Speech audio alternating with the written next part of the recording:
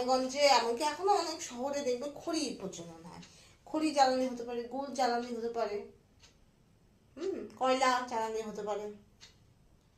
ঠিক আছে, এগুলো সবই জ্বালানি, যেগুলো দহনে আলটিমেটলি আমরা তাপ শক্তি পাই, হিট পাই। ঠিক আছে, যেমন এলপিজি, প্রাকৃতিক গ্যাস, কেরোসিন, পেট্রোল, ডিজেল, কয়লা, কাঠ, এগুলো সবই হবে। কাঠ, কয়লা, পেট্রোল, ডিজেল। ঠিক আছে, কয়লা, পেট্রোল, ডিজেল, কেরোসিন, প্রাকৃতিক গ্যাস সবই হবে। আগে আমরা কূপ ইউজ করতাম, বিভিন্ন রকম ছোট ছোট কূপের বাতিগুলো ইউজ করতাম, তারপরে হ্যারিকেন ইউজ করতাম। আমি ছোটবেলায় আমি যখন ছোট ছিলাম তখন মোটামুটি লোডশেডিং খুব বেশি হতো। ঠিক আছে, সব বাড়িতে ইনভার্টার নেই, থাকতো না, সব বাড়িতে ব্যাটারি ব্যবস্থা থাকতো না।